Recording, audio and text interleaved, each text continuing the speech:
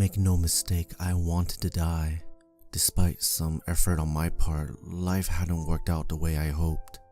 Does it ever? After the loss of my only child, there wasn't much reason to go on. The sun shone not as brightly and then not at all. The clouds getting more often and then the storm started. After a while, there seemed to be only storms. I ran towards them, towards an end to my pain. But maybe under it all, maybe most of all, I just wanted to see my son again. I didn't believe in God, but I still had too many people that loved me to take the easy way out. I had an old gun my father had given me, yes, but that thought was never appealing.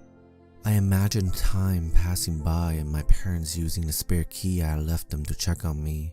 They would open the door to find their only son on the floor, a puddle of dried blood surrounding his fractured skull. I couldn't bear that thought. Instead, I found a better way out. The largest hurricane in 10 years was said to manifest away off the coast, and I had a sailboat. My son Ethan and I had been working on it together, and I told him that when he turned 18, it was his. I stepped across the dock and set my foot softly on the edge of the boat. Of our boat, the light blue hull vessel seemed to call out to me, but it wasn't joyful. That old boat seemed to feel the same pain that had been passing through my blood the past few weeks. Ethan and I had been repainting her together last summer, yet the color now seemed much more faded than it should be. I knew what was missing. I knew who was missing. Its heart had been taken away. It seemed to almost open its eyes for a moment as I stepped onto it completely, as if the boat had been waiting for my son, who was its rightful owner, to return. Instead, its eyes closed back up and it fell back wearily into a deep sleep. It wasn't Ethan that had shook it gently from its slumber. It was just an old man.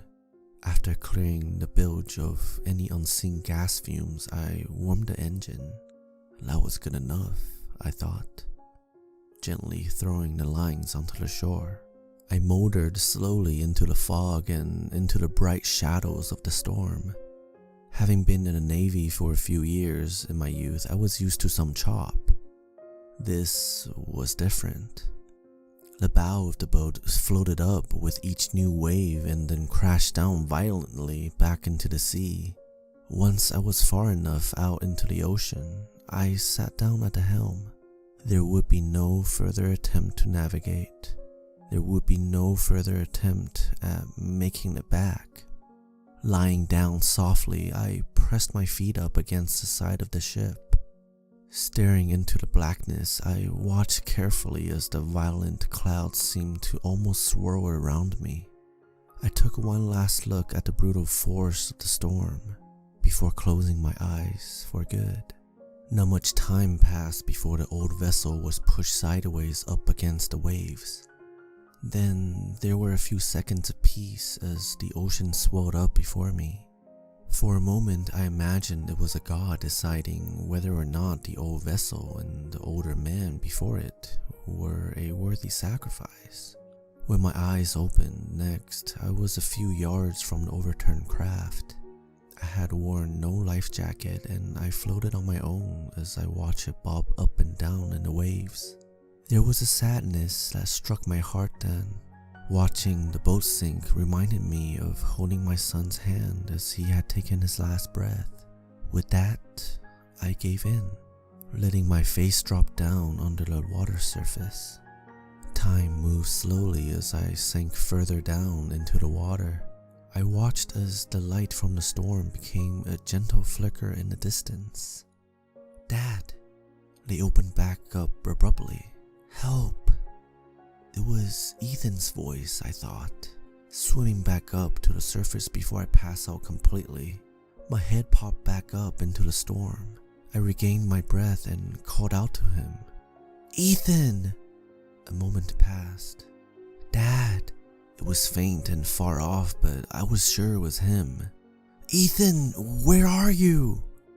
"Here," the voice called out. I swam towards the sound of my son, tapping into an unseen strength I hadn't known was there.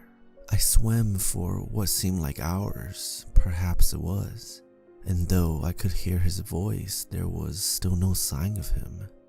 "Don't give up, Dad." That was enough to tap into my last reserve of energy, and I pushed through exhaustion and total body failure. It was short-lived though, and after a moment or two, my body stopped functioning completely. My muscles clenched with exhaustion and I struggled to keep my head above the water. Despite my desperate desire to reach my son, I wouldn't last much longer. I floated on my back for the last time and looked out into the storm. Then I saw him. My son Ethan was at the helm of our boat. It was up right now and it seemed to almost glide over the waves. My son and the boat seemed to somehow be one, and they bobbed together through the storm as they made their way toward me. "Ethan," I said weakly, a look of both puzzlement and joy falling easily across my face now. "Hang on," he said, continuing to make his way towards me. The boat had almost reached me now, and even though I wanted more than anything to see my son and hold him in my arms, I could feel myself begin to sink. I couldn't control it anymore. Sadness washed over me as my head dropped below the water once more, and I began to sink down into the ocean. Moments passed, and the overwhelming thought of how close I had been to my son flooded my heart. Then I watched as a distant light fought its way through the storm and gently struck my face. My son's hand reached through the darkness and towards mine. "Take my hand, Dad." And I did. I must have passed out then, because I don't remember anything before opening my eyes and seeing 4 large men in orange gear standing over me. A Coast Guard emblem was neatly stitched to each of their jackets. "Breathe slowly. You're okay now," the tallest one said. They helped me sit up, and as they did, I scanned the ocean around me for any sign of my son. "How the hell did you get out here anyway?" I said nothing. Later, I would be told that the voice I heard was just a hallucination brought on by how close I must have been to death. I would be told that I had imagined my son staring out a boat towards me, and that the arm that had reached out to pull me up had been that of one of the 4 men. But I know better. I know that the Coast Guard wasn't the only thing out there that night. I know that my son saved me. 4 days later, a local marina called me at home, explaining that a tow service has seen the old blue boat floating in the middle of nowhere. It was still upright and had been pulled back into harbor. When I drove out to claim it, I surveyed the damage. The once perfect coat of sky blue paint was now chipped and scratched almost entirely on its port side. The mast had fallen off as well during the storm, and the old vessel was cracked and damaged in more places than one. Even so, as I stood in the harbor and stared at the old vessel, I was overtaken by a sudden feeling of comfort. Against all odds, the boat had survived the storm. Maybe I would too.